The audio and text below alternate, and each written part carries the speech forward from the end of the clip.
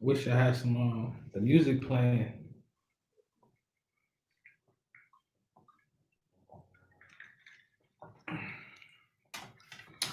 Shalom. You live? Shalom. Okay, guys. Shalom, shalom. Hopefully we get some people in here in the next couple minutes. I'm sharing the video right now. All right, kind of. Hey yo, this week, man, it's been so much news, man. I ain't even gonna front. I was feeling a little overwhelmed, man. It was just everywhere I turned. It's Yeah, it's getting to that time. Shalom, Jemiah. Shalom, Sister Jetta. shalom, sis. Tasha, Yeah, shalom, shalom. getting to that time, man. I definitely feel you with that. It's definitely getting to that time. Just gonna fellowship a little bit. Let everybody else come into the chat, man. Like I was just saying, Mayakaya, Malachi, Mayakaya, Shalom, Adawan, Shalom, Shalom, shalom. Zephaniah, Ben Yahawada, Shalom. Yeah, like I was saying, man, I was really overwhelmed on how much news it was going on this week, man. I was trying to pick and choose and go through things, and it was just like, man, you can't bring out everything. Um, Right. but this show is about current events. This show is also about edifying our people with the scriptures too. And this show is also inspiring brothers and sisters. Shalom. Is that Adawan Glenn? Right. Khan. Yakim Ya? I don't know. But Khan. Shalom Glenn. Shalom, Marwan. Yeah, so that's what this show is about. So we definitely can't hit every point as much as I would like to. I mean, this world is crazy right now. Man. I don't want. Do we got two YouTubes? Who's that? Oh, that's Yakim Ya. Okay, that's Glenn. That's Yakim Ya. Shalom Emery. That's him. Okay. Tawada Adawan. Tawada for pointing them out. That's my Adawan right there. Yakim Ya. Yo, congratulations too. Congratulations to the brother, to the newest captain. You know what I'm saying? Newest captain for Sons of Thunder Israelites. He's a definitely a diligent brother. I think everybody in the camp love that brother, and he's putting in his bricks all the time, putting in that work, teaching them classes. And definitely appreciate that brother's hard work and that brother's zeal for the Most High. Khan. Congratulations, Adawan.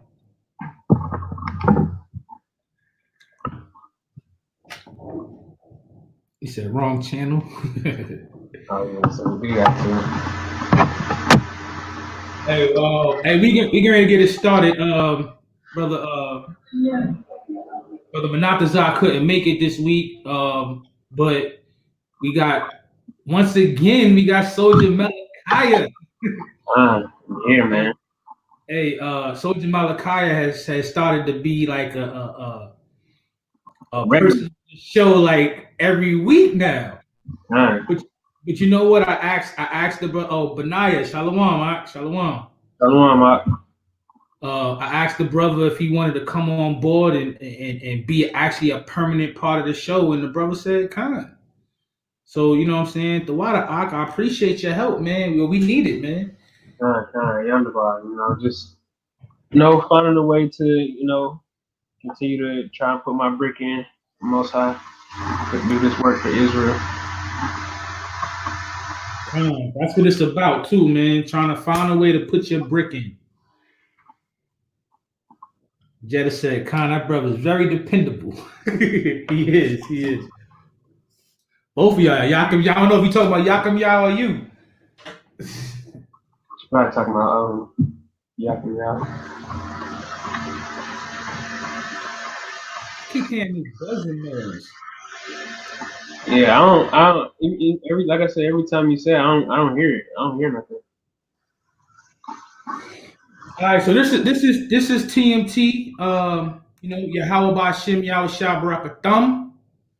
How about um, We come in here every week to give you a little bit of information on the current events and things that's happening around this world. We would like to give you some scriptures to edify you, and some hopefully some inspiration through a testimonial from one of our guests. Hopefully, we're gonna have I don't want Naquam on today to actually give his testimonial this week because he hasn't really been able to do that. But the Most High willing, that's what we're gonna do, and we're gonna try to edify y'all to the best of our abilities. We're gonna get into some of the things that's been happening all around the world. Um, Give me 1 second. We try to. It's my first time, y'all, so hope y'all can bear with me. Yo, this brother is wicked. My guy. Oh man, I'm playing. I love that brother. I love that brother too. Yeah.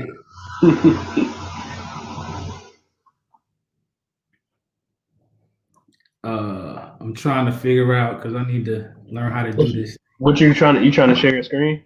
Yeah, this is the very first thing. I always like to bring out whatever's going on with the coronavirus. Nothing too intense. Just a little video explaining some of the things that's happening right now. You see the button? I got it. Okay. Can you see it? No, I don't see nothing. Damn, really? Okay, let me go back then.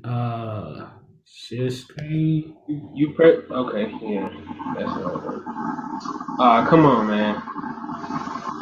This brother should quiet. Talking about some that's Michael B. Jordan right there. Stop it. Stop it. Can you see it now? Oh, we can see. All right. The death toll from COVID-19 in the United States now stands at over 107,000, with 1.85 million confirmed cases, though public health officials say both those figures are significant undercounts. In a majority of states, 7-day averages of new coronavirus cases are either holding steady or rising. Meanwhile, all right, so yeah, that's all I really wanted to talk about with that particular thing right there. We had 107,000 right now coronavirus cases in the United States. Czechoslovakia coronavirus. Hey folks, I'm deaths. Joe Biden. I'd like to ask you to join my campaign. As I've said time and again. Esau gotta go, man. Let him get out of here. Yeah, Esau gotta go. What's going on with Esau? I'm just gonna kill that whole page. But that's 107,000 deaths that just popped off. That they just updated to. So that's a new count. That's the newest count as far as this morning, as far as today. That's the newest count. Now, one thing I want to know: who is testing all these people in the midst of this? That's a good question. These protesters, who's testing them for coronavirus? You're hearing the buzzing. You're not hearing that? It's like it's loud. Right. Loud. The Sister Jetta said, "Where are they putting all these dead bodies? There should be tricks lined up everywhere." Esau is lying. And that ain't nothing new. Esau, Yeah, that's nothing new. That's ill. Yeah, Jetta said she hearing that buzzing. I don't know what's going on with that. You want me to leave and come back and see if it's me? You frying chicken over there?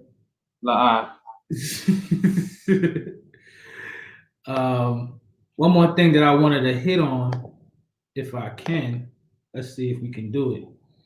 I like to get a unemployment rate also. Ooh, so lock it, y'all.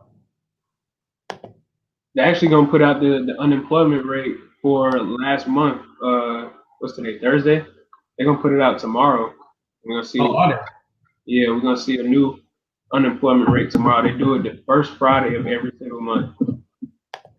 Okay, well, let's see what they talking The about. Labor Department releases its weekly report on jobless claims this morning, with economists expecting a 10th straight week in which more than 10 million people filed for unemployment benefits. About 1 in 4 U.S. workers has become unemployed during the pandemic, a level not seen since the height of the Great Depression. Meanwhile, a study by Bloomberg News finds the U.S. Treasury has failed to pay out a staggering $67 billion in unemployment benefits during the pandemic, about 1/3 of all the money owed to jobless Americans. Dang, what the heck are they doing with that?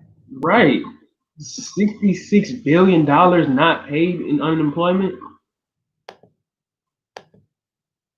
That's Yeah. Where's that money at? That's wild. $66 billion. And they said they're expecting another 10. What does they say? 10 million to file unemployment this month.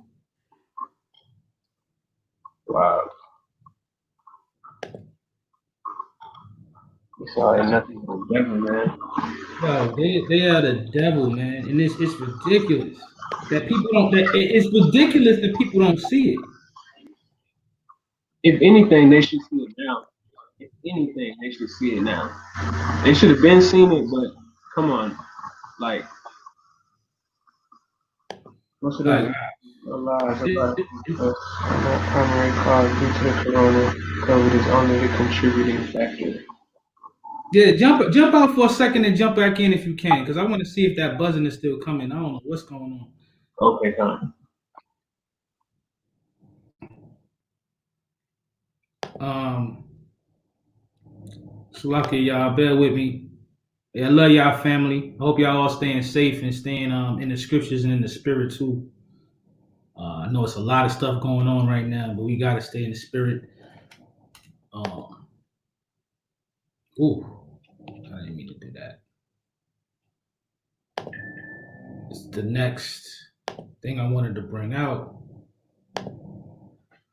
was talking about the different states that are doing the protests all around the world.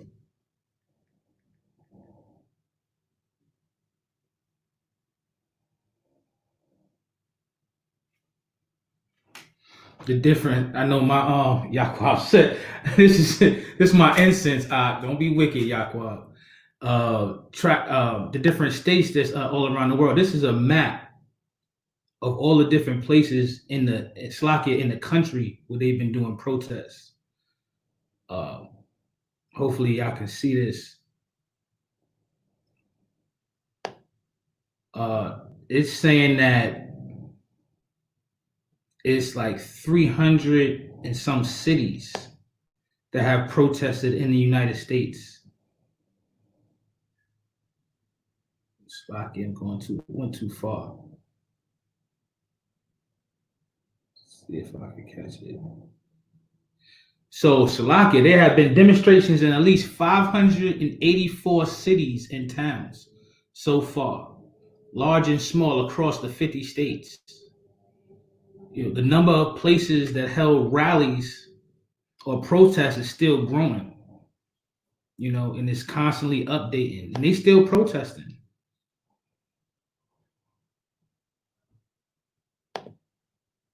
Oh, Slovakia, y'all. That right there gets on my nerves. Yeah, they're still protesting out there. Slovakia, did you see that, Malachi? I actually seen a report on Fox where it just had a whole map of the United States, and it was basically keeping track of how many of the states have had protests, and literally every state was blanked out in red, basically showing that every state has had a protest. Wow, yeah, they just said 584 cities in 50 states. Mm-hmm. Hey, it's just huge. It's crazy because I'm seeing every day, anytime I get on Instagram or Facebook, I'm seeing people post, a schedule and where and the location of the protest. Like it was one today that said 12 o'clock Piedmont Park, 2 o'clock somewhere else, 4 o'clock somewhere else, 5 o'clock somewhere else, and so on and so on. Like it's continuing every single day.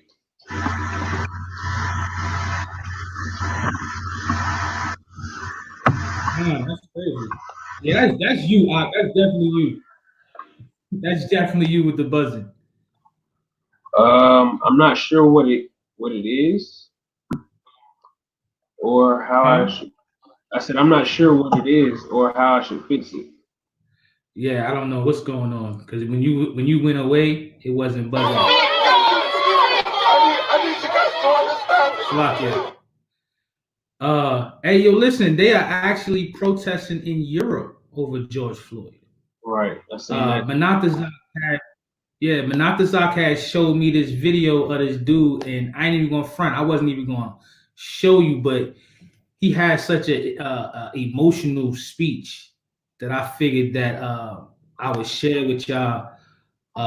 He's the dude from Star Wars, John Boyega. You know who that is? Nah, I wasn't really into Star Wars like that. He's in the newest Star Wars. Some people might know who he is.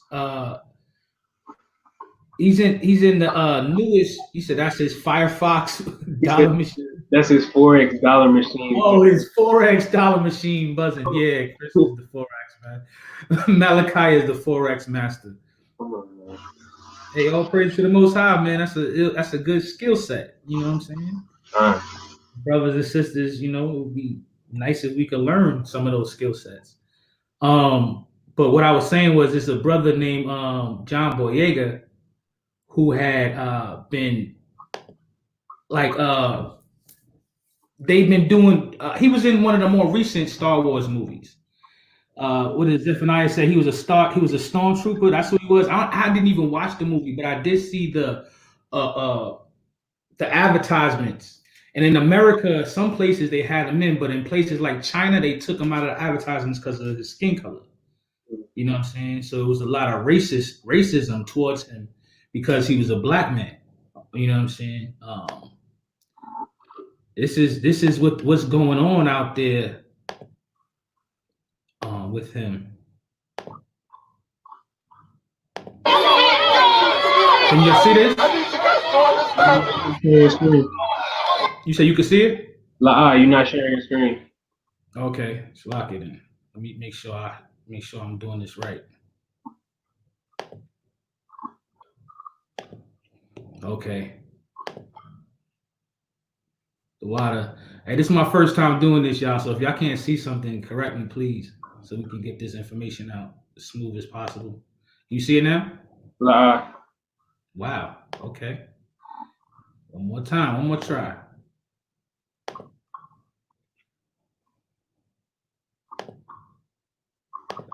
I'll be getting on Manatazak all the time about him being an IT guy. There you go.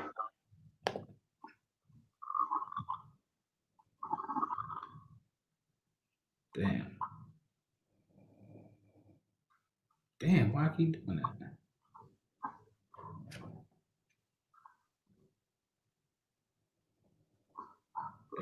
They don't want me to show it. Here we go. It gotta work this time. All praise. I need you to understand how painful this is. I need you to understand how painful it is to be reminded every day that your race means nothing. And that isn't the case anymore. That is never the case anymore. We are going to try today. We are a physical representation of our support for George Floyd. We are a physical representation on our support for Sandra Bland. We are a physical representation on our support for Trayvon Martin. We are a physical representation of our support for Stephen Lawrence. For Mark Duggan.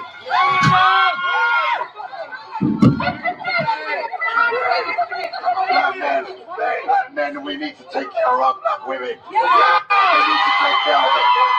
They are hard. They are our hearts. They are our future.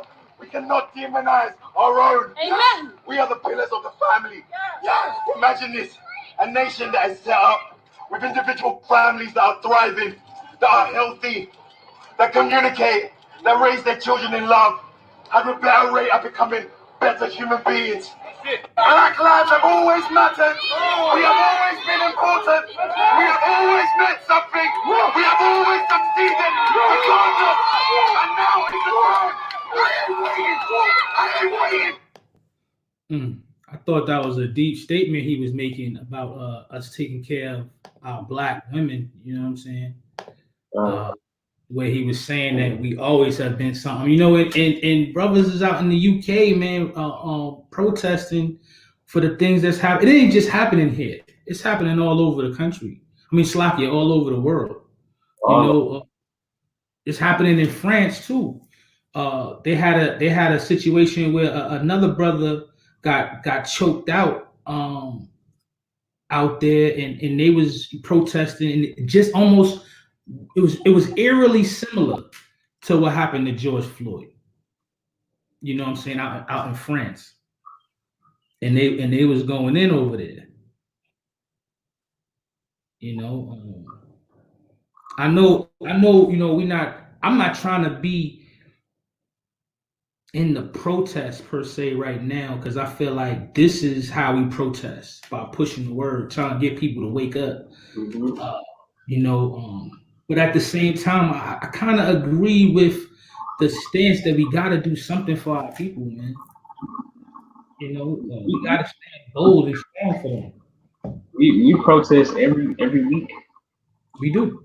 And brothers and sisters don't want to know nothing we got to say. Walk right past us every time.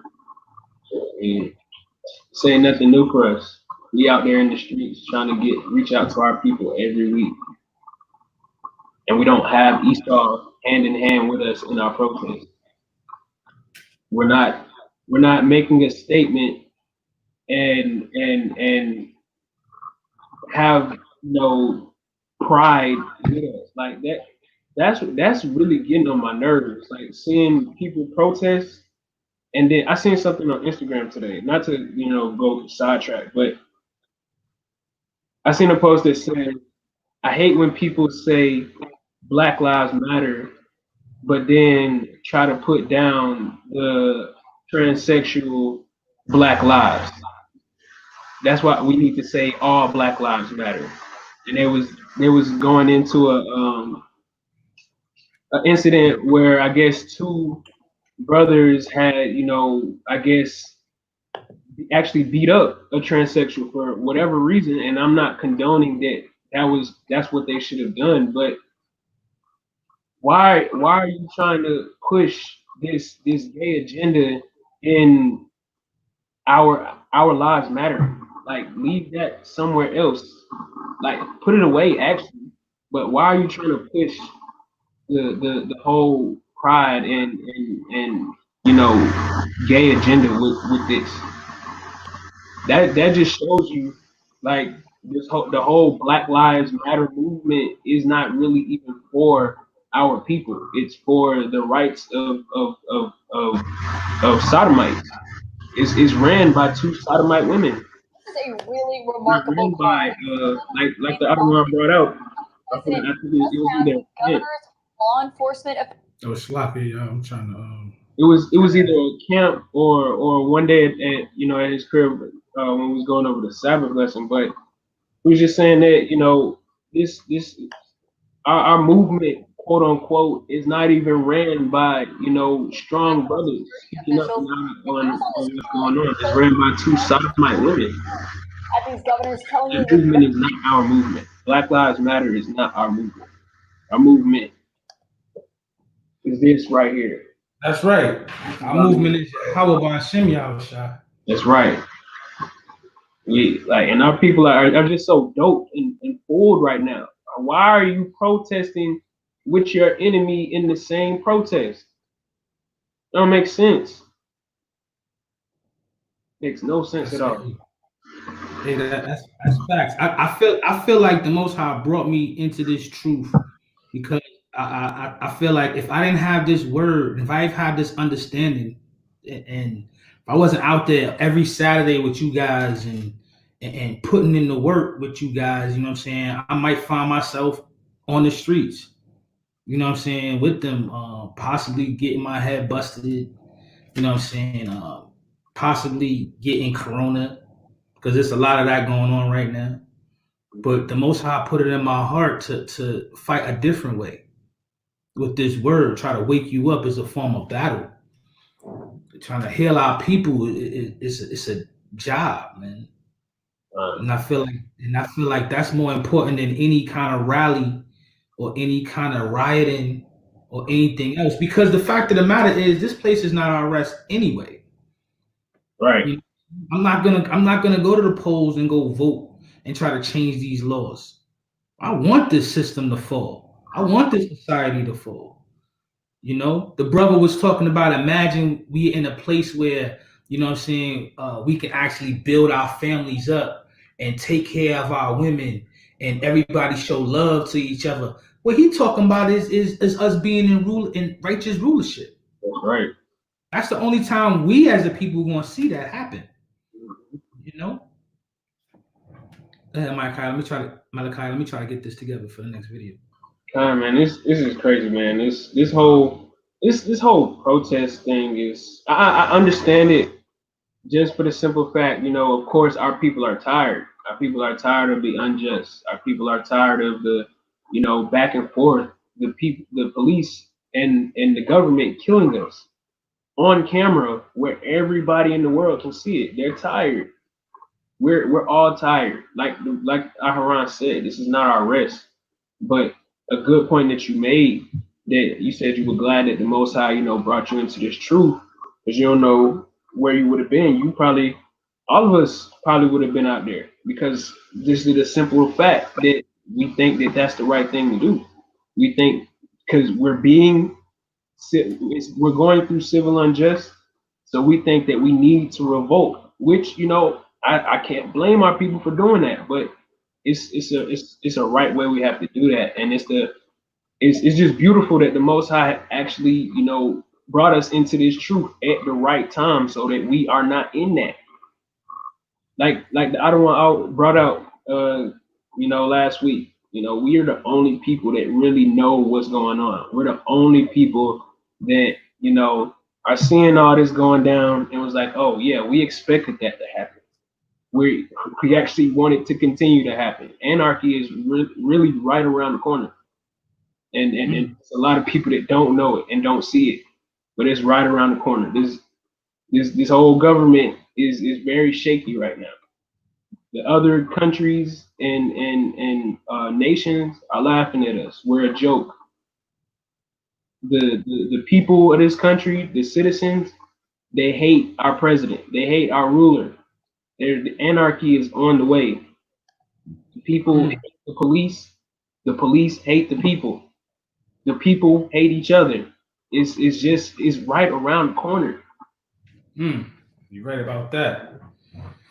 Hey, Adawan Mayakaya dropped a precept in the chat. If y'all got precepts, we like to deal with y'all.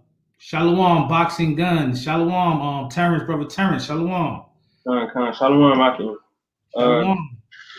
What's the sister name? Tia Israel. Shalom. Tia. Shalom. Hey, we like to fellowship with y'all too. So if y'all got precepts or anything like that, drop them in the chat. Hopefully we'll catch them and we'll definitely read them. Adawan Mayakaya dropped this precept, 2 Corinthians 10:4.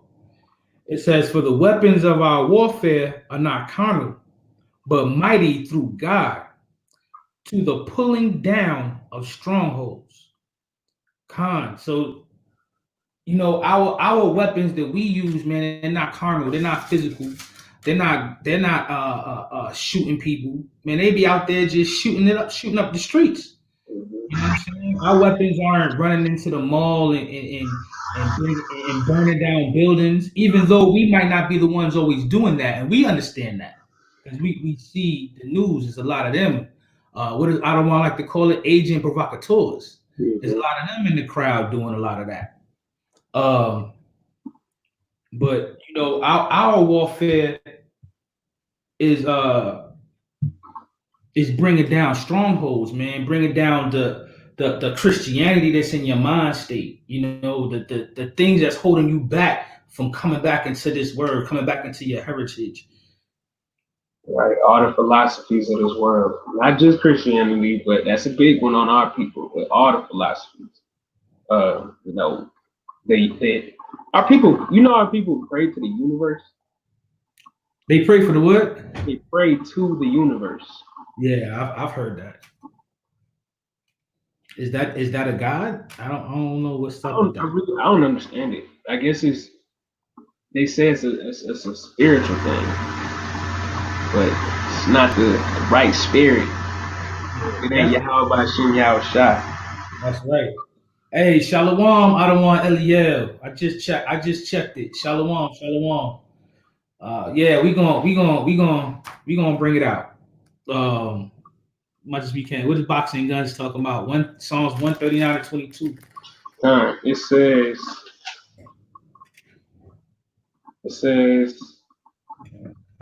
I hate them with perfect hatred. I count them enemies. That's right. Are you talking about Esau and their Asian provocateurs? I hate them too. I hate the police brutality. I hate their censorship. Me and Adawan Eliel was talking about that earlier this week. Their plans or their ideas of censorship from Trump on down. You know, I don't know if we even really talked about it, but you know, Trump signed that executive order that that you can't fact check him or you can't go against his freedom of speech. So where's the executive order saying that you can't lie as being the president? Right. You can't sit there and just make stuff up whenever you want to, being the so-called leader of the nation. I mean, this is I don't want to do much into this, but this is the first person I've ever seen to be a position like that, and he doesn't even try to care about all the whole nation. Doesn't even try to show any kind of concern. He's an honest devil. He is. He tell it the first thing that come to his mind, how he think it. That's what he gonna say.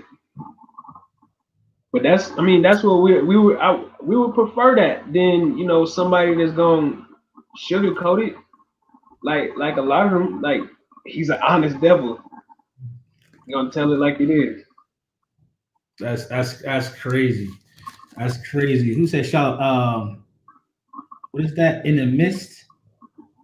I can't even say your name right. An Misit Ibanga. Salakia if I'm butchering that. Shalom, because you called us by name. So Shalom, Brother Kenneth, Shalom. Jonah P, Shalom. He said, I used to do that before I learned the truth. I used to do a lot of things before I learned the truth. But, the truth will set you free, man. And then it converts your soul, man. It change your life. And that's what we're on right now, changing our lives for the better. I know y'all dropping some precepts. I don't know if you want to read any more of those. We can move on. You want to get them? We can get them if you want. I'm gonna try to straighten the screen so we can go to the next thing if possible. Okay. Can you see my screen? We can see it. I'll try to open it up. Oh, there we go. This is a really remarkable call, and CNN has obtained the audio. It's a call the president just had with governors, with law enforcement, with national security officials, and he was on this call and he chose to start it by lashing out at these governors, telling them that most of them have been weak and that they need to start cracking down on the protesters who are turning violent in the streets of their cities. He says it is making the United States the laughingstock of the world. Listen to this really remarkable audio that CNN has obtained. What happened in the state of Minnesota, they were a laughing stock all over the world. They took over the police department. The police were running down the street, sirens blazing, the rest of them running. It was on camera. And then they wiped out. You probably have to build a new one, but I've never seen anything like it. And the whole world was laughing. 2 days later, I spoke to the governor. The governor is, I think, by the quality, the next one died. And all of a sudden, and I said, you got to use the national National Guard in big numbers. They did it first, then they did. And I'll tell you that, I don't know what it was. Governor, it was the third night, fourth night. Those guys walked through that stuff like it was butter. They walked right through, and you haven't had any problems since. I mean, they know they're not going to go there now. They'll go to some other place. But once you called out and you dominated, you took the worst place, and you made it. They didn't even cover it last night because there was so little action. Because you dominated. You dominated. Now, what happened to New York? Slaki, I just wanted to bring this out to talk about how he's actually encouraging them to be more aggressive against the protesters. You know, I don't know if y'all was really I can really hear what he was talking about, sending in the National Guard and all of that. Did you hear that, Malachi? I heard it. Yeah. I just wanted to bring that out because what's happening is as you've been seeing, those who've been paying attention, the more and more the police has been more and more aggressive. You know, have y'all seen that video about light them up? I know we're going to get to that, but what's happening is they're getting more and more aggressive against the protesters, and they're literally forcing them to be more aggressive. You know, brothers was talking about earlier, and a lot of the times, as we know, there's agent provocateurs in the mix of these situations. Is other nations writing Black Lives Matter on the walls?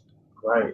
You know, they're writing anarchists, the A with the circle on it, the anarchist movements. They're writing that on the buildings. They're the ones getting caught by so-called Black people. You know what I'm saying? In there with lighters. You know what I'm saying? On roofs of buildings, trying to burn down buildings.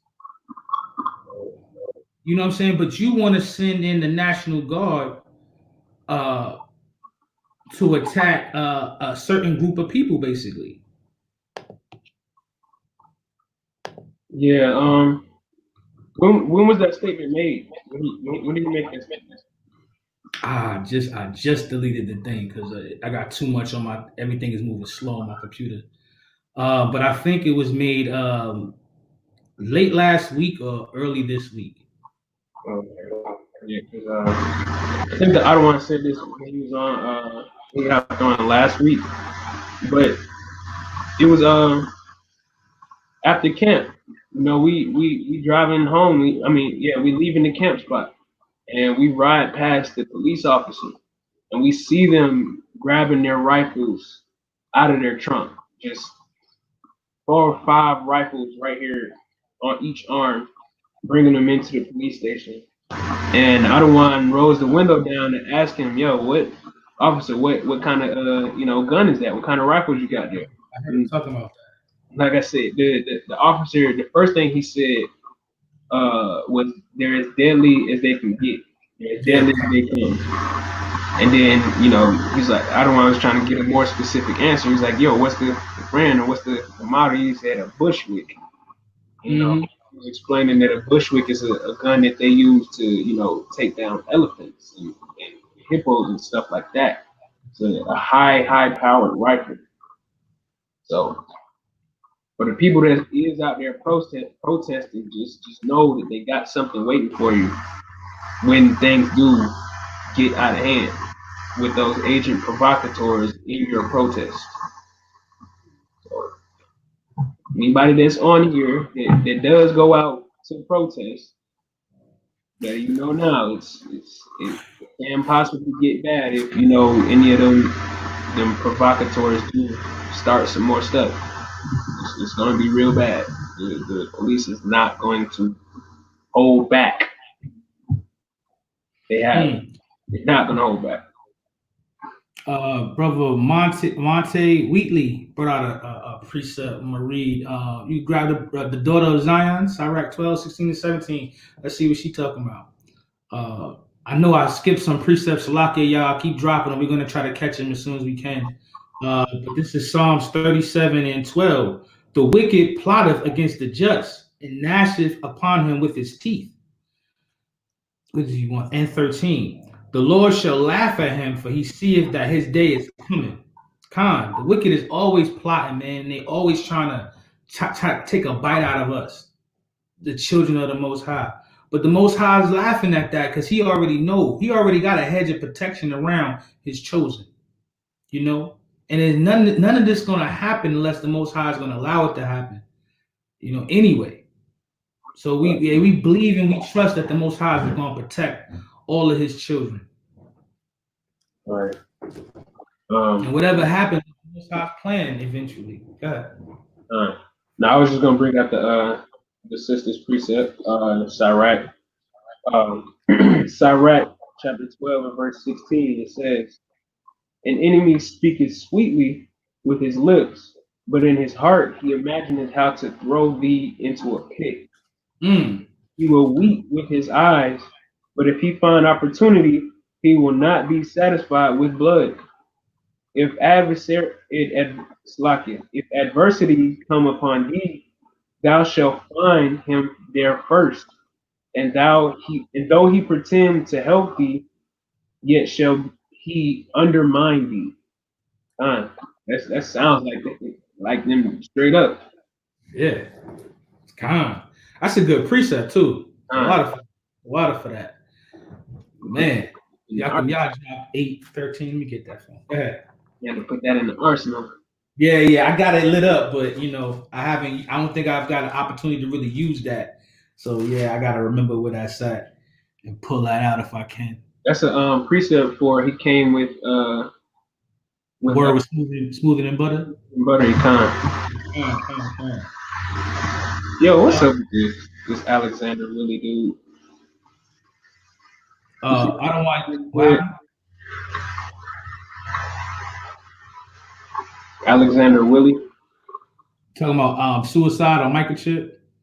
Why? What for? What? Why are you asking that? I don't know. I'm about to bring out. I don't want Yakum Yah drop the precept. Proverbs 8:13. The fear of the Lord is to hate evil, pride, and arrogancy, and the evil way, and the forward mouth do I hate. So when you fear the Most High, man, you hating everything that's evil, all that prideful, and you know who the most prideful person on the face of this earth is? Esau. If you didn't know, I'm gonna say it. Esau. Most prideful person on the face. And what does it say? And arrogancy. And the evil way. And you know they got a forward mouth. Their mouth is crazy. Mm-hmm. Always talking deceit and guile, and man, says I hate all of that. That's what that scripture is saying. The water out of one. Appreciate that precept. I know there's a lot more. Kenneth and Zephaniah, I know y'all dropping precepts. I appreciate y'all. But Shalom. Oh damn. Shalom, Adawan. I think I muted you. Can you unmute yourself?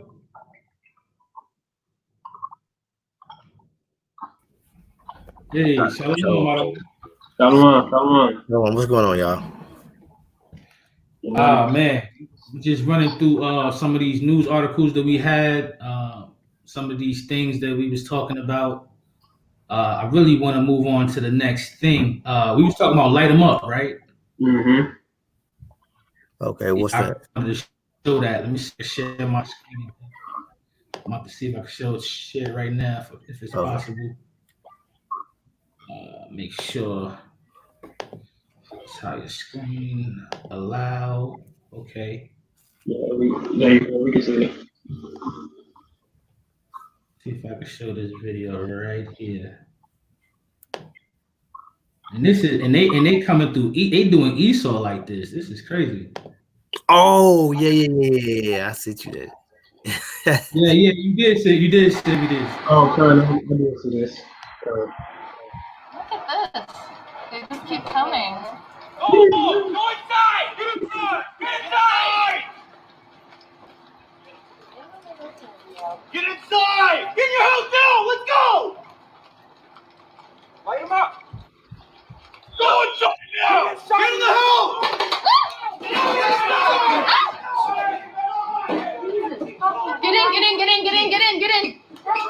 Get in. A neon bullet.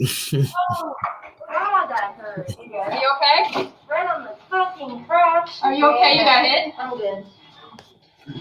They're fucked for that, dude. What? Okay. Yeah. I mean, this is what they doing now. Oh, That look like a terror state, like a martial law coming through your streets. Yeah, telling everybody to get in the house. hey, Salakia, I can't share the video for this, but y'all should be able to hear the audio.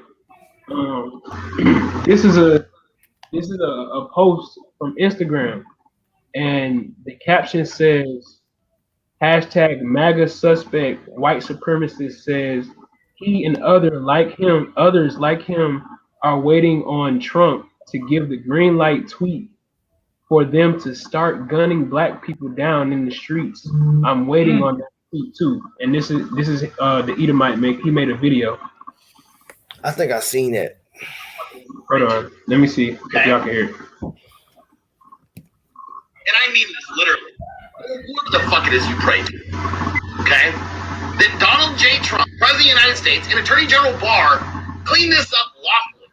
Because if for any reason the President of the United States feels that it's not getting done the way it should, and decides to put out the tweet that says, my fellow Americans, my fellow 2A loving Americans, it's time to take up arms against these assholes. You are all fucked in under an hour. Under 1 hour, you're done. Everyone. We're all just at home, hanging out, or we're on vacation like me right now, watching you idiots behave the way you do. Waiting for that one tweet, that one emergency text message from the fucking President of the United States that gives us the green light to finish this entire thing in under an hour. It will not be law enforcement. It will not be one of these slow, and I mean this literally. What the fuck? This is how the people that we got, that y'all got in y'all protests, are thinking. They're waiting. They're in the protest with you. They're watching. They're waiting for the commands from their leader. Hey, it kept on. What all I could think of when I was listening to that, because he kept on saying, in 1 hour, in 1 hour. Right, that stuck out to me too. You know what it comes. Was that Revelation 18:10? I think, standing afar off with a fear for torment, saying, "Alas, alas, the great city Babylon, that mighty city, for in 1 hour is thy judgment come." Hey, they're gonna be destroyed in an hour. That's all he kept saying, right? In 1 hour. Your whole nation will be destroyed when your Habashah come back in an hour. Yes. Yo, and them Edomites is not gonna be playing no games. They gonna use them guns that they've been practicing with for years and years now, and they're gonna be looking for the live target practice. They're gonna treat it like it's a sport. Like they're gonna hunt you down. Probably not gonna have no mask on. They're not gonna be scared to show their face. They gonna go to work. Yeah, they've been training for it, man. Mm-hmm. They ain't spent all these hours and years going to the shooting range, buying up ARs and all kind of fully auto weapons and shit like that for no reason.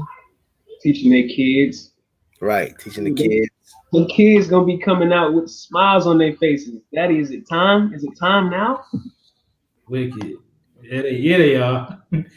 Hey, but just on the sidebar, me and some of the brothers have been going to the gun range.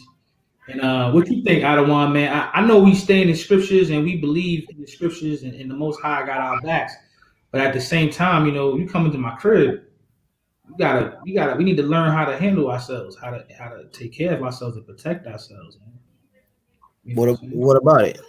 I mean, what you think about it? Going to the gun range and practicing and shooting? Just try to get your opinion on that matter. Yeah, I go to the gun range. Okay. Why don't you come out with us one day? Well, no sweat. I just got some shit in the mail today, so. Oh, okay. I gotta put it together. I bought it in pieces, but I gotta put it together.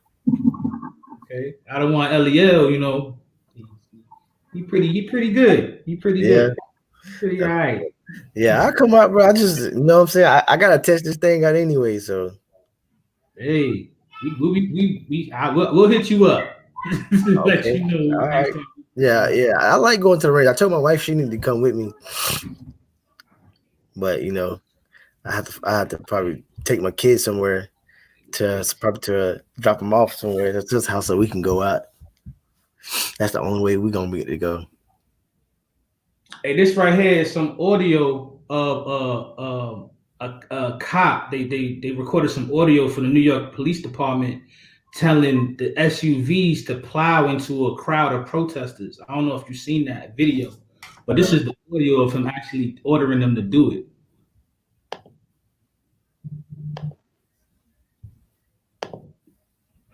Y'all can. So we have a group of people blocking traffic on Albany and D Street. They're refusing to let the orange go eastbound on D Street and Albany. So we're stuck here. Run them over.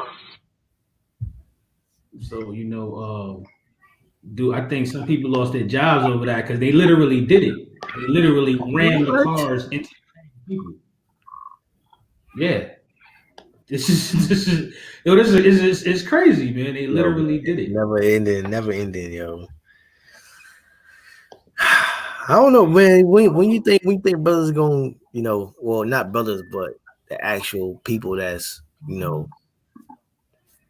outside the nation of Israel who aren't awoke to the truth. When y'all think, they're gonna come to the realization, like, look, all right, we're gonna have to lump ourselves in together. We're gonna have to start sticking up for each other and start actually preferring one another over the presence. You know what I'm saying? It's gonna have to come to that point. You know what I'm saying? I can't think of the damn scripture on top of my head. I get it, but it's gonna come that time where they're gonna have to be like, well, we're gonna have to prefer our people more than them. So you know what I'm saying? They killing us at an alarming rate, so we're gonna have to do something. You know what I'm saying? It's gotta happen. Hey, but we first of all we need to get together, but we also need Northern Kingdom too, man.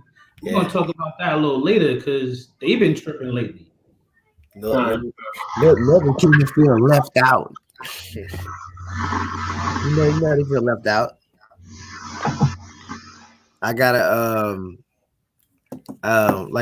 my wife, she's my wife is so-called Colombian, her brother.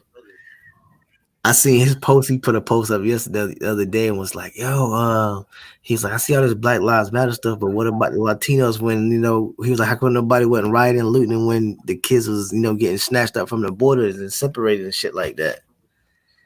Right. Hey, that's facts. Yeah, true. Yeah. So I could imagine, and he's not even dealing with anything like what we own. You know what I'm saying? He's just in the world, so. They feeling like that. They feeling left out right now. So I can imagine how brothers in the truth feel. Hey, that's a good point. I mean, we try to tell them that they're the children of the Most High, but I guess words ain't enough for somebody who don't understand where we coming from. They've been dealing with so much, man. I used to always say it might take all of us to be in the same situation. I mean, heavily oppressed again together, like going into FEMA camps, or they might take us and Northern Kingdom to be in a situation where we have to sit there and work together for them to actually hear each other out or start to love each other, show each other that kind of love that we need to show each other. Brother Monte gave us a good precept, to the question that you asked. Adawan, you asked him on his opinion on, bearing arms, practicing at the gun range and everything. This is Luke chapter 22 and verse 36. It says, "Then said he unto them," and this is Yahushua speaking, it's red letters. Mm-hmm. But now, he that hath the purse, let him take it, and likewise his skirt. And he that hath no sword, let him sell his garment and buy one. That tribulation was coming. You needed that sword. Modern day, both actually, modern day and a tradition. If you Yeah, want, you need this like sword, that. you need this sword, and you need a whatever other kind of sword you can get your hand on. Shit. Hey, good preset, brother Monte. I wanted to show this what's happened. Did y'all see about them brothers in I think they were in Georgia. Let me see if I can show this real quick.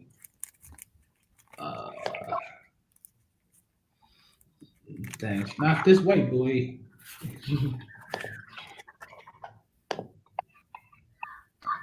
Hey, what precept he just called Malachi? Luke 22 and 36. 36. Uh, All right.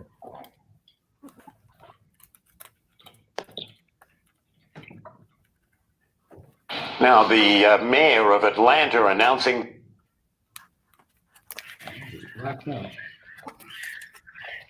the firing of 2 Atlanta police officers using excessive force during protests on Saturday night. Can y'all see the 3 other screen? officers are on desk duty pending investigation. Right.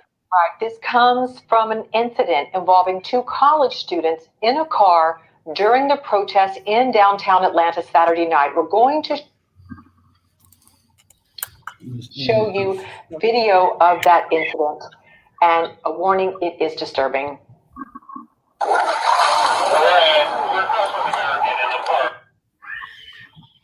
The internet is real slow right now.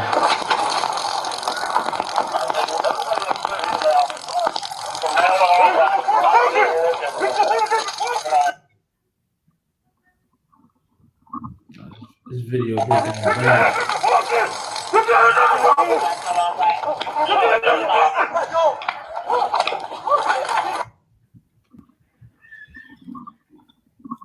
Damn, this is literally right there at the CNN Center where the Sakari brothers have camp.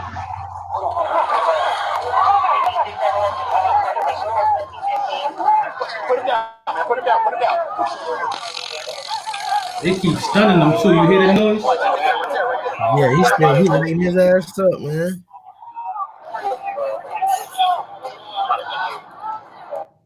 My internet is really tripping right now, but hey, man, these are some college kids. Let's go.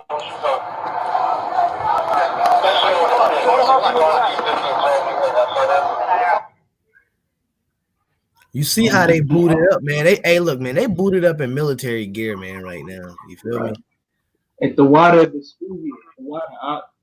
Brother said the problem is our OT brothers pushing the black only fallacy is vexing Ephraim. Yeah, they do be. That's who Northern Kingdom be mad at. Judah only damn Israelites. Yeah, they do. God. But that video is crazy. I think it's really interesting that I think it's not showing no more. Say it again. The screen's not showing no more if you're trying to show the video. Nah, my internet is tripping, so I just stopped it. across the street, I think we got the point though. is the restaurant. I think we got the point though. They pulled them out of their cars. They smashed their windshield because they were out past curfew. Right. And the crazy thing is, I read into that report. They was driving home from getting something to eat. It wasn't even out protesting. When they went out and actually spoke, they wasn't out protesting. They were driving home. And how you just randomly bust into somebody's car? Yo, that's crazy. I seen a police officer today say that the law in Atlanta for the curfew, the rules for the curfew is that is for people who are actually protesting. You can't be out past 9, but you can still be out in a restaurant. You can be driving. You can be doing things just as long as past 9 you're not protesting. So they weren't in any violation. They was just in the wrong place at the wrong They were time. in the wrong The place. wrong skin complexion. The wrong Right. skin complexion in the wrong place at the wrong Yeah, time. yeah, that too. Yeah. That's who it was. The dude brother had the braids in his hair. He kind of had the little thug look. You know what I'm saying? I'm 39 years old, man. I got a 20-year-old son. That could be my son right there. I could have been my son, man. You know, I could be your brother, your brother or your nephew or your sister. Imagine if one of them had their kids in the car and they smashed the window and the glass then got. You know what I'm saying? Yeah, 2 students. Like I said, that's right there in front of Sakari's camp spot. After camp is over. That was on the Saturday night after camp. Mm. Damn. Right there in That's front of crazy. Look, Ferris dude wheel. in the comments talking about I'm not gonna lie, I'm leaning towards black only. That's why Northern Kingdom be. That's why I be vexing Northern Kingdom. Well, brother, we don't share the same views on that. Yeah, listen, hey, listen, bro. I still love you, bro. Keep the commandments, man.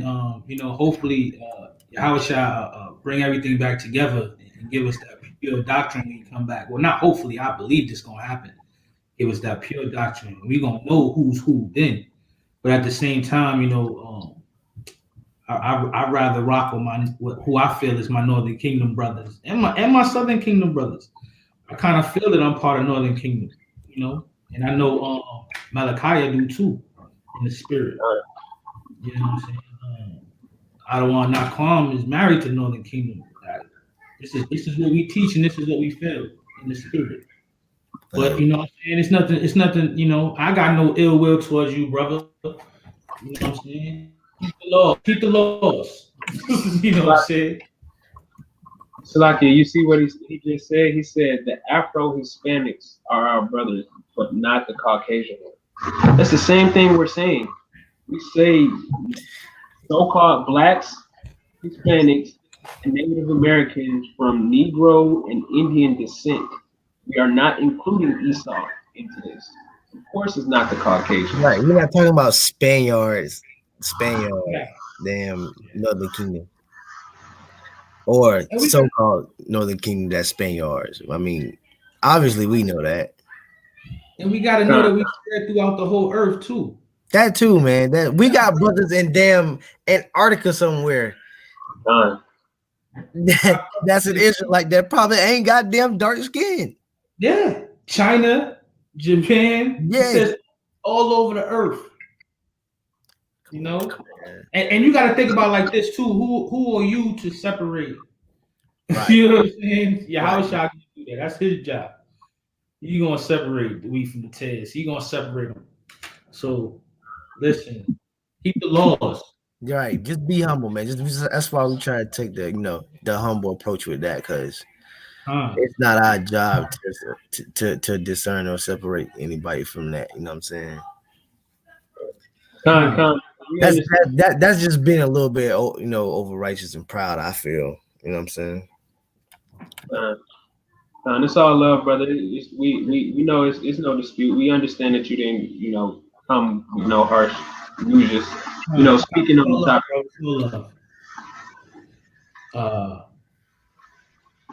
Any precepts y'all want to read while I find the next article? Malachi told us to get Hosea 7:8. He said that explains it. Let me get that real quick. It says, Ephraim, he have mixed himself among the people. Ephraim is a cake not turned. We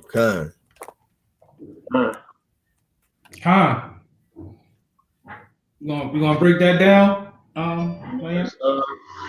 Just like with Southern Kingdom, going off, and then Ephraim, Israel, they were. If we continue to read on, it says that the strangers have devoured his strength. Not gray hairs are here, and thereupon him, yet he knoweth not.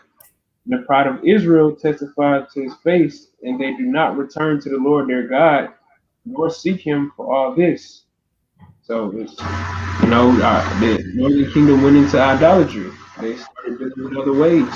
They were a cake unturned. They were not and they started mixing with the other nations hard. Mixing with them and taking on their ways. That scripture is a twofold scripture. A lot of these scriptures have multiple layers and multiple folds, multiple forms of understanding. That scripture is saying that they didn't come back to the Most High because it's a cake reference. Or what is it, a baker reference, if I'm not mistaken? They didn't come back to the Most High, but also they intermingled with the other nations, and that's why they were cake not turned. So it's two faceted, He say, look, the brother say he stand on the point in Zephaniah 3 and 10.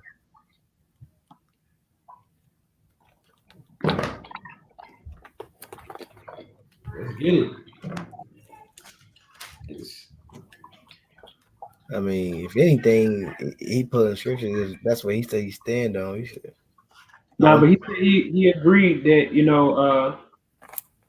we were saying the same thing with the Negro descent. Oh, okay.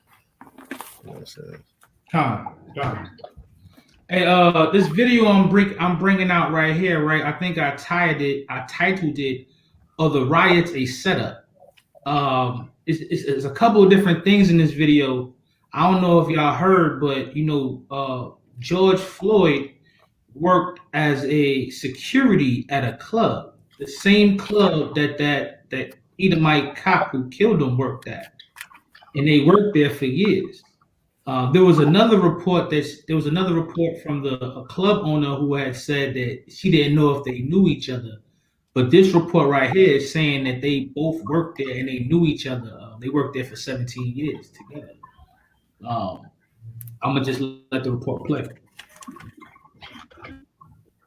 Oh, man. Block it, y'all.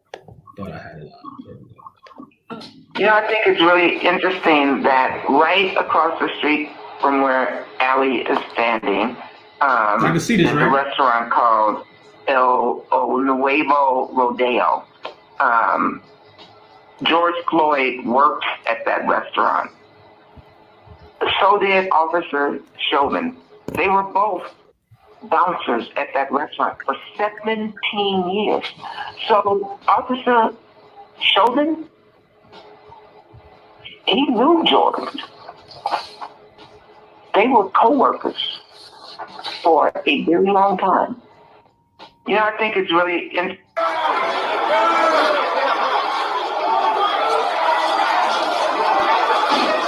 is what we do. This is what we do. Everybody out! Get out! See them white arms? See them white people in there? Provocateur.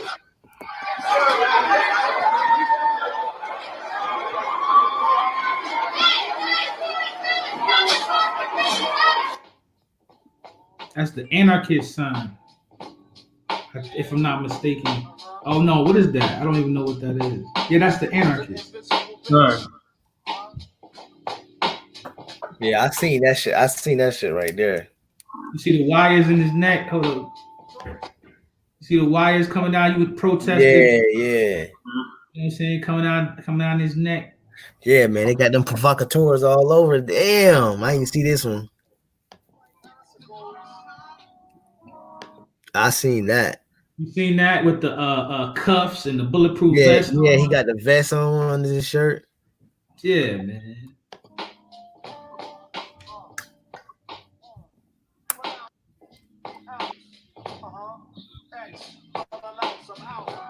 This dude, I don't know what this is all about. That dude, they look a little different, don't they? I don't know what's going on with that. Man, Esau, man. You can never trust Esau, man. That's the thing about it. Esau's just wicked as hell. Yeah. We be talking about agents in the truth, man. These folks got agents for real in they protests. Yeah, kind. And they just set up a whole stack of bricks around Right. where people are protesting. It's like why is just automatically magically a stack of bricks disappeared there? Right. I guarantee that stack of bricks probably gone too. Yeah, I'm pretty sure. It's probably a brand new stack out there, a fresh stack, waiting for you to throw it. Look, the brother said, but on another note, I seen Esau firsthand destroying businesses in my city. Yeah, they out there. They was in every city. They probably had provocateurs in every damn city out there tearing shit up. Hey, matter of fact, I seen the video where a couple guys stopped two white guys on the bikes, and they was breaking windows in the building, and the guys like made them apologize and tell them, say sorry for trying to make black people look bad before you leave, and they both said it and got out of there. That's crazy.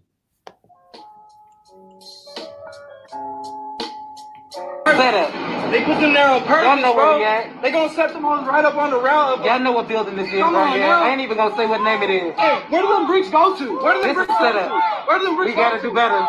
Ain't no damn construction. Gotta do better. Ain't no damn construction around here. Ain't no damn construction around here. You just gonna set a pallet of bricks right there. Oh, okay. Listen, I did jury duty 3 months ago. Y'all don't keep no bricks right there. Do better.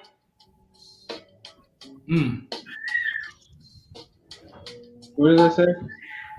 Oh, it's all good. Did I pack this? What are you talking about? A little further back? No, that's all good. Okay.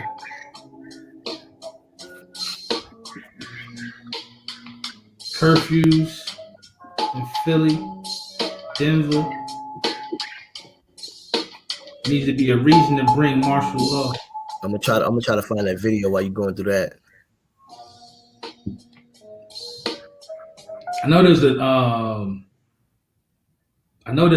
a couple of more videos that I had took out for time's sake.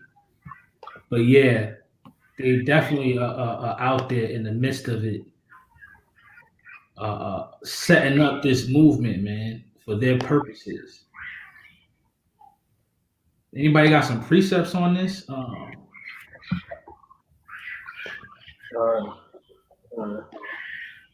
You're talking about on setting up the movement? Like, just on that in general, man. Esau is just wicked. I always go back to it, and I think I read this scripture every week.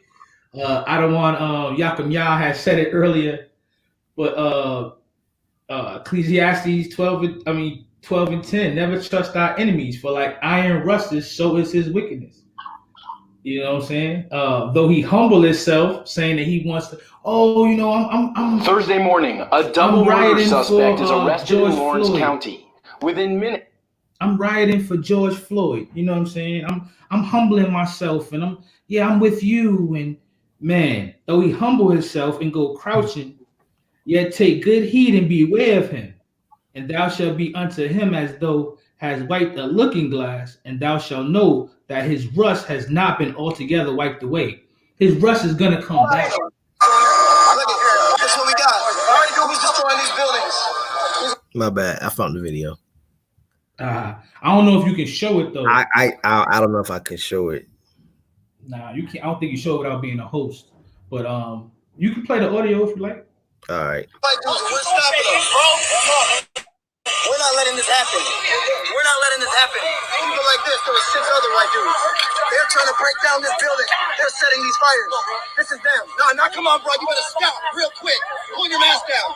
Pull it down all the way. Or I'll pull it down for you. Say you did it. Say it. Don't try to look cool. Hey, I didn't do nothing. Look at me and tell me you're not trying to look cool. Okay, apologize. Apologize for making black people look bad. Say it or I'll make you say it. I'm not trying to make black people. Say it. I'm sorry for making black people look bad. I'm not trying to make them. You better say it. I swear to God, Lord have mercy on my soul. Say it. Say you're sorry for making black people look bad. Say it. I'm sorry for making black people look bad. Okay, cool. Now keep it stepping. Bye. Go. Bye, go. Bye, go. He ain't sorry. He made him say it. He ain't sorry. Say you started making black people Edomite. Look at these dusty ass Edomites, man. Yo, in the man. middle. Yo, I'm telling you. man. I got a out there, man. Them provocateurs is out there, yo. Man, you ain't said nothing wrong. I got a precept for y'all.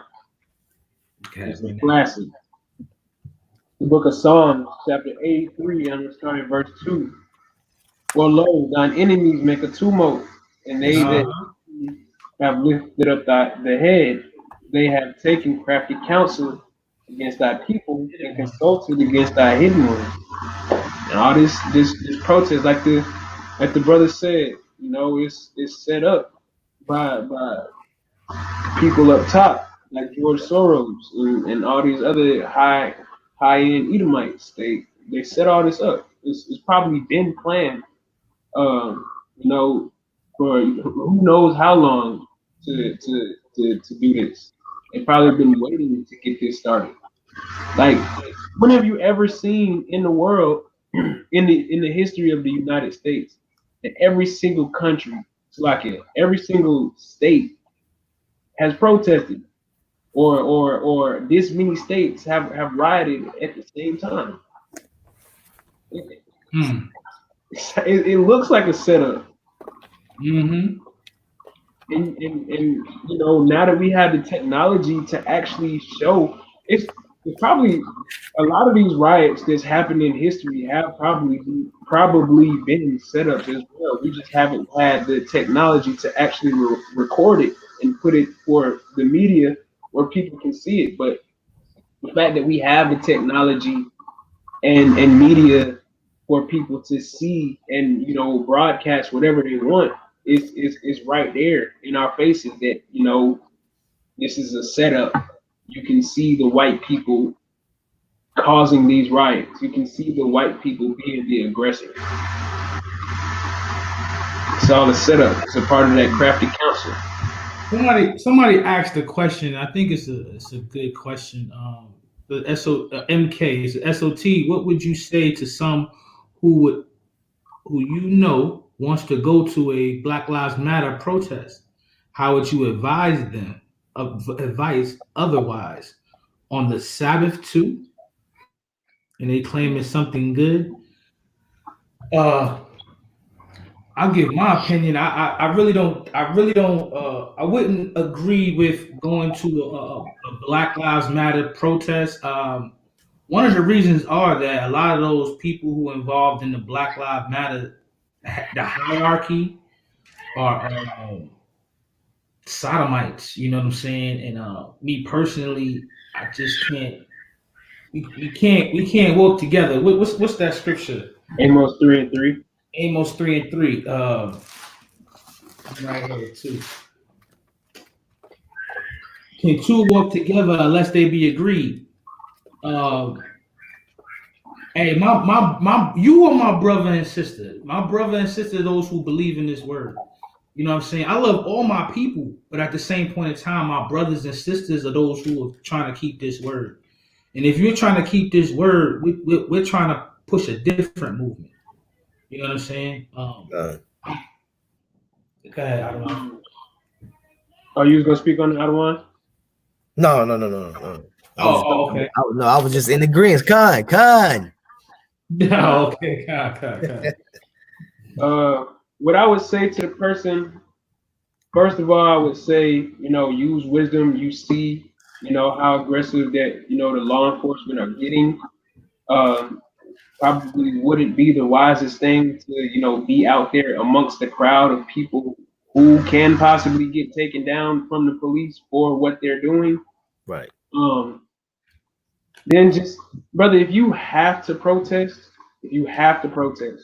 come to camp. We protest every single week. This is nothing new. It's the Sabbath. If you want to serve the Lord, if you want to stand up for your people on the Sabbath, come to camp. Get a microphone. Go teach the Bible. That's the protest itself. You can see on YouTube where a lot of the first statements that's made from brothers at camp. We are here to prophesy the downfall of this wicked kingdom and show our people who we are. That's protesting, brother. So if you just have to protest on the Sabbath, come to camp. Go teach the Bible. You don't even have to come to our camp. You don't have to go to a specific camp. You don't have to join a camp. Just go teach the Bible for what it actually says. That's right. That's right. Brother Monte brought out a precept. This book of Joshua, chapter 23, and he wants to start at verse 11. Take good heed, therefore, unto yourselves, that ye love the Lord your God. Else, if you do in any wise go back and cleave unto the remnant of these nations, as we talking about going into the land, even these that remain among you, and shall make marriages with them and go unto them, and they unto you. Like, don't be dealing with these nations. Don't be dealing with these other nations. Verse 13, now for a certainty that the Lord your God will no more drive out any of these nations from before you, but they shall be snares and traps unto you, and scourges in your sides, and thorns in your eyes, until you perish from off this good land which the Lord your God has given you. So this is scripture is talking about going into Israel, but at the same point in time, these other people who don't have the same walk as us, or different nations as us, different ideals, they're snares and traps unto you. Mm-hmm. You know, they're doing things, writing Black Lives Matter on the wall, burning down a building, or and don't get it twisted. We got to get on Jake too, though, man. Jake is, well, I don't want to say, Jake went up in the mall and going to the Gucci store. Mm-hmm. You know? Jake Like, free stuff. Come on, man. Is that the reason why we protested? We can't put everything on Esau, but we can because we can. But we can't because we got to check ourselves. We got to check our own people. Yo, man, Jake is at the goddamn part store stealing damn parts from O'Reilly's. All right. I don't want they shot somebody in front of the daggone pawn shop for a TV. Over a TV. The pawn shop owner shot somebody? No, somebody trying to get a TV shot the pawn shop owner for a TV. Oh, was it a elderly black dude? Elderly black dude leaking on the ground. I seen that over a fucking TV. If Benazazak were here, he definitely would have that video. It's crazy out there, man. I seen it. I seen that video. I seen it too. Yo, man, I be hating looking at these videos, yo. I do, bruh. I be hating sitting back, like, man, why am I looking at this shit? This shit just gonna piss me off even more. Hey, the water we got next. All praise to the Most High. Yeah, the water. All praises to the Most High. That's right. Let's go on to the next thing. What was the last precept you brought out? Joshua 23. Joshua 23 and 11 through 13. Fine. That's what MK was asking. It's in the feed. It's in the feed. Just scroll up a little bit, you'll see it. That was a great precept. We'll move on to the next thing if we can. No. Somebody said dude was a damn a cop too.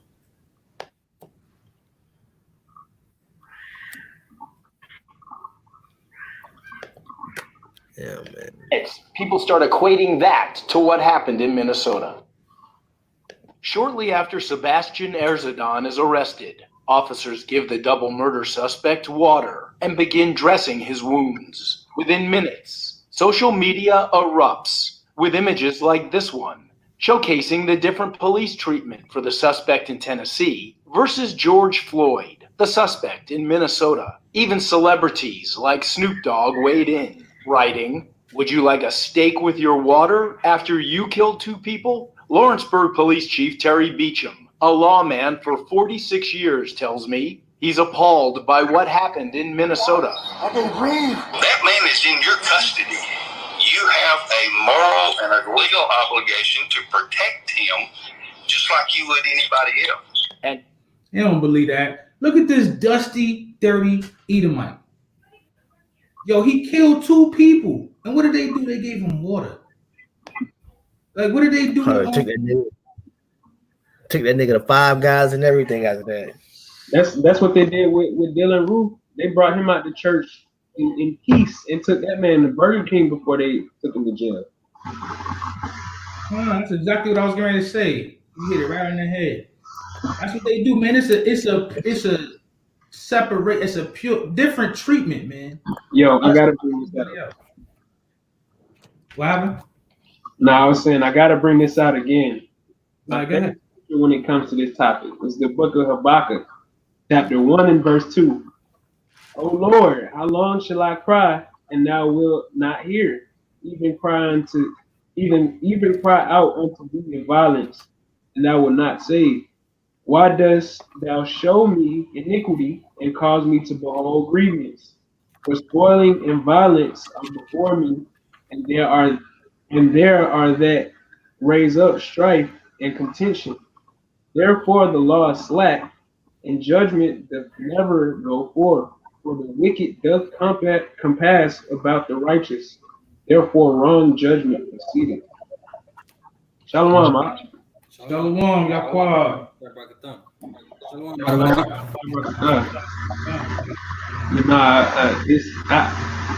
Anytime things like this come up, look,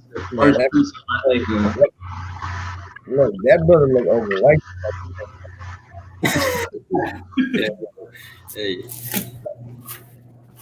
Hey, we was just look, your brother look overweight right there. I don't know if you seen. We were just talking about, man, different. Yeah. We just talking about the different treatment, man. They treat us so different than the white counterpart. Did you see the last video I just showed? Yeah, I didn't see it, but I seen the end of it. I seen it on I think somebody sent it in the chat earlier. I seen it with the white boy, right? Yeah, they gave him water and sat him down all nice and gave him a back rub, a back massage. You know what I'm saying? You know? Yeah, I got they got Cause our people, like, we expect to get treated like that from Esau. We looking for the wrong thing. Lamentations 4:17. As for us, meaning the Israelites, our eyes fell for our vain help.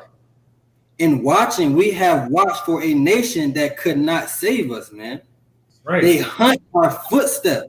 It's like they hunt our steps that we cannot go in our streets. Our end is near. Our days are fulfilled. For our end is come, man. They hunt our footsteps, man.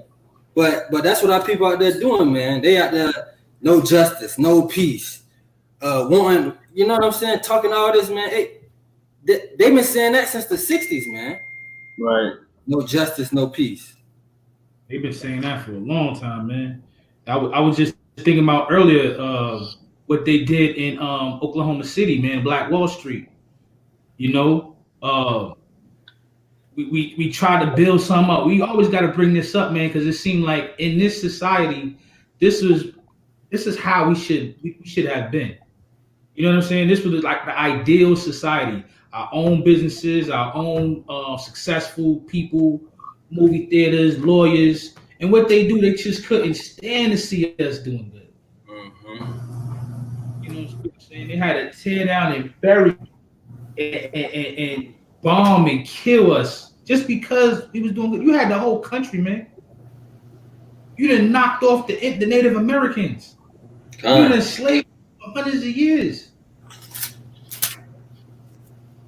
But they couldn't see us do good. They couldn't see us do any resemblance of success. You know, it's aggravating, man. Yo, how are you?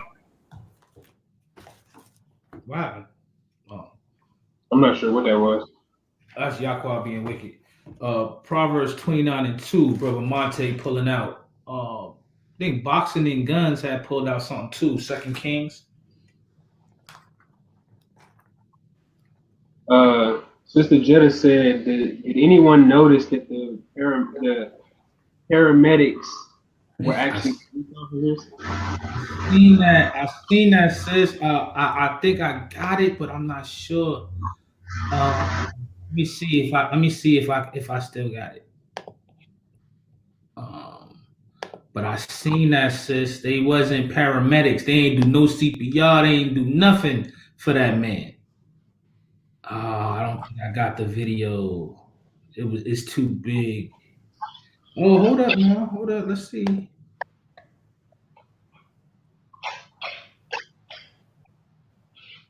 I don't think so. I think it's because I gotta. Yes, I don't think it's gonna work. Let me see. Open. No, I don't think it's gonna work. Shalakia, I wasn't prepared for that one, but I did see that though. They were in it looked like they were in like sheriff uniforms. They had like on bulletproof vests. Hard to watch. Hold up now. But I need y'all to pay attention to something that no one seems to be talking about. Hard to watch. But I need y'all to pay. All right, now let me get to it. I can show it for y'all there now. Let me share my screen.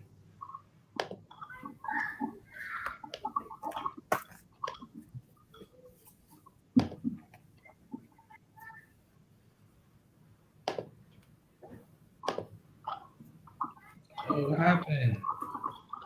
Oh no, here you go.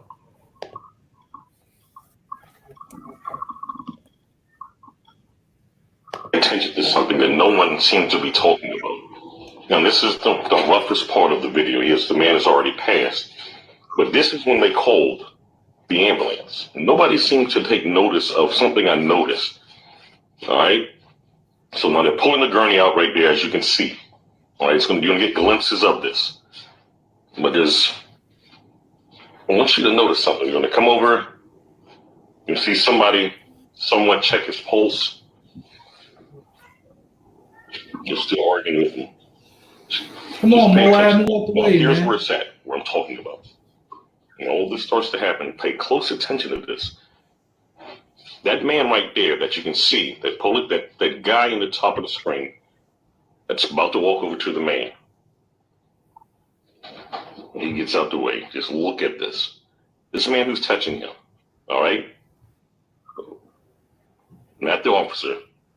The man with the watch on right there. I want y'all to pay attention to something to him. He has a bulletproof vest on. All right? He has an officer's uniform on. No one paid attention to that when the ambulance pulled in. Not one EMT got out of the vehicle. There's no medical equipment there whatsoever.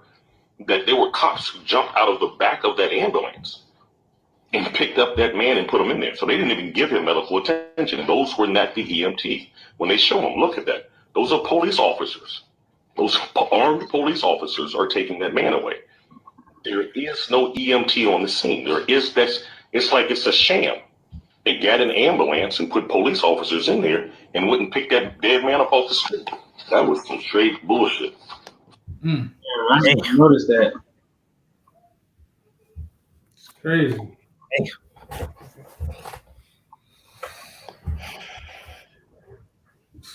Man, I seen that, right? That's crazy. Look like some damn wicked shit, man. Kind of swoopy. We just brought that out a little bit earlier. The pallets with bricks on it, conveniently set up for people to start, throwing them. We brought that out earlier. Yeah, man. Yo, I don't know what to believe, man, when it come down to them. I really don't, man. It just seemed like their wickedness had no bounds. Oh, Shalom Adawan. Yeah, how about Shina Shabrakata? He's going with him. He was singing Negro Scriptures, wasn't he? Slacky. Hey, what's up? Hello. Okay, you turn your camera. And mute your mic. Your dog is whistling. The dog is crying. I hear him back there. Y'all all over there in sackcloth. Hey, man, but back to wicked ass Esau and wicked ass little Moabite standing blocking the camera. I don't know what to say about it, man. I don't know what to say, but it's not outside of the realm of belief that they would do this, you know? Salaki. Yeah. No, I was just gonna say the same thing with you. Like, really don't know what to believe with this situation. 'Cause I've been hearing things and seeing things that that says that George Floyd, the guy who killed him, and the mayor of Minneapolis are all Freemasons. Yeah, we can't hear you. We can't hear you. Do not mock me in the comments. It is against the commandments. You're going off. Do not mock me. Ain't nobody say nothing about you. What you talking about? Hey, he say you look like Funk Master Flex. I will ban you. Hey. That was the good one. Who was that? The smooth years. That was a good one. I can't even front. Yo-Ya Kim said that James' dog sounded like the Central Park Karen's dog. Damn. But nah, I was just saying, like, you really don't know what to believe when it comes to this situation. You know, with all the different speculations and rumors and things coming out. You know, like I said, it's said to be that all three, George Floyd, the cop who killed him, and the mayor of Minneapolis are all three Freemasons. And this, like I said, could have been something set up and planned to happen to, cause the riots and everything with, the informants in the crowd and everything, starting everything to possibly bring in, martial law and everything. Hey, it's a lot of conspiracy things going on. Me and Manazar was talking about it. His wife is filed for divorce. George Floyd? No. The cop who kneeled on his neck. His wife filed for divorce, and according to the reports, they had worked at the same club, George Floyd and the cop. Mm-hmm. So it might have been a situation where they knew each other, and just to put this out there, it might have been a situation where the wife knew George. And I'm just saying, it might have been a situation where they might have been close. And he got his opportunity. I'm not saying that's facts. I'm just saying, Right. Hey, that make you think of that old Project Pack song, "Don't Save Her." You know how the song goes? Yeah, I remember that song. You showing your age. I remember that song, Crystal. I'm gonna kill him. I'm gonna kill him. Yeah, let's Yakov just let's go to the next article if we can. Let me make sure I got it the right one that I wanted. He gonna call me now. Come on, man. I can't answer the phone right now, Slovakia. Oh no, I don't want to do that. Let me go back in Slovakia, y'all. This is definitely what I wanted to bring out today. Hey, the Northern Kingdom. Back to that conversation. The Northern Kingdom out in Chicago has been wilding against Southern Kingdom. I don't know. Have y'all been seeing the reports on that? I seen. I forgot where it was, but it was Northern Kingdom chasing Southern Kingdom up the block. The Dominicans chasing them up the block. Probably up in New York. They're chasing them up the block, telling them, get out of our community. Because you know how some may have their own, set community. And it's chasing them up the block. Hey, they got gangs out in Chicago. The Latin Kings and MS-13, they coming together, and they are, don't matter who you are, how old you are, if you are so-called blacks and you come through these neighborhoods, they are throwing bricks at you, they're hitting your cars with bats, they're shooting you down.